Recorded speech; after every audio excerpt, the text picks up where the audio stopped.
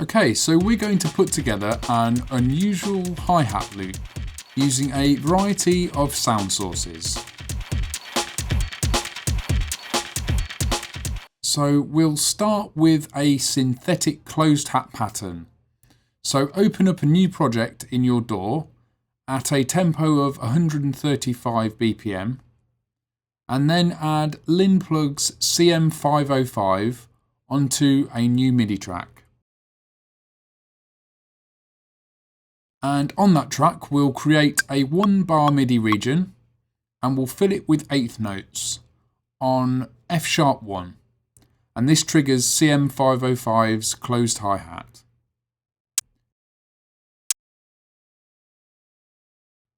And what we'll do now is accentuate the offbeats by lowering the velocities of notes 1, 3, 5 and 7, and we'll lower those to about 27.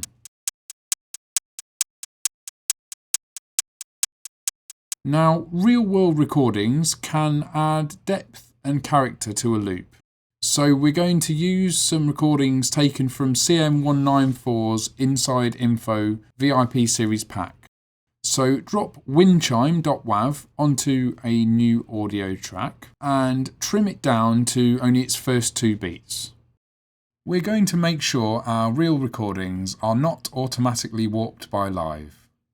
And if we duplicate this once over, we can now observe how the live rhythm combines with our CM505's robotic one as the loop cycles round.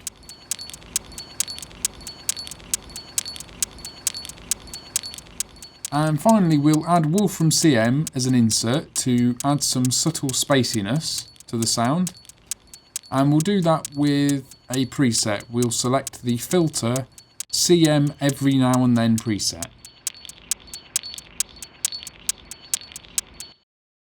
So let's add some more recorded texture into our loop.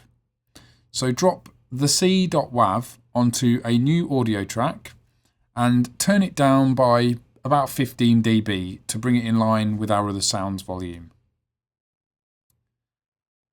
And we'll only use the first beat of this audio, so we'll trim it down, get rid of the rest, and then we'll duplicate it over 4 times to fill the bar loop. And this now gives us a ducking noise bed under our other elements. And we're going to use Wolfram CM again for width. So let's load another instance and we're going to load up the miscellaneous stereo ISA preset.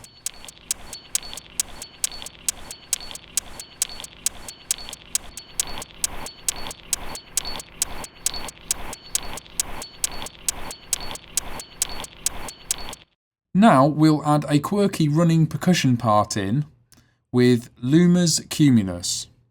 So add an instance onto a new MIDI track and then open up the factory library and select the Machine Gun preset. Now this patch uses Cumulus's sequencer to trigger loop slices over a 1-bar period.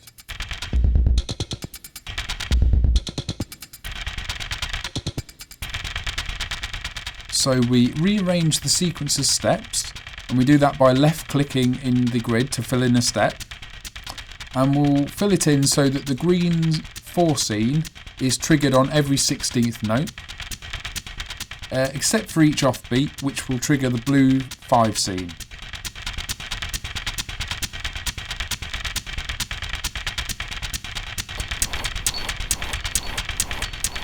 So the Cumulus channel, it contains quite a lot of low-end rumble, and that could easily clash with other elements when we place our final loop into a track. So we'll resolve this now. We'll add an instance of IIEQ Pro CM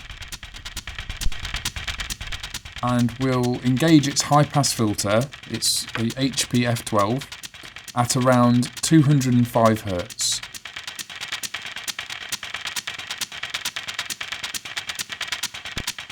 And as the Chime and C recordings also have quite wild low, mid and sub content too, we'll EQ these as well with the same EQ. We'll add a new instance this time and we will set it as at a high pass filter 12 again, and we'll roll it off at approximately 500 Hz. And we'll do that identically on both the Chime and the C recordings.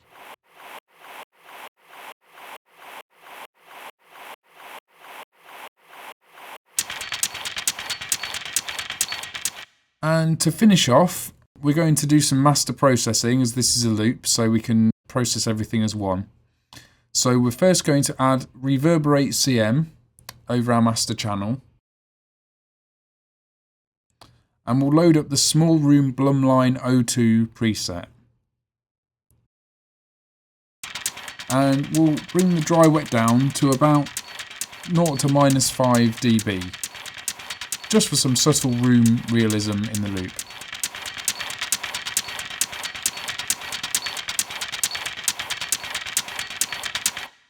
And then we'll add Kuasa's Premix CM, and we'll push its gain up to around 16 dB, and then we'll back off its output back to about -10 dB.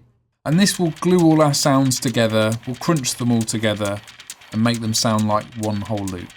And we'll use the EQ on Premix CM as well, just for some gentle EQ tilting. So we'll turn the low down to about 9 o'clock, and then we'll set the high to around about 2 o'clock.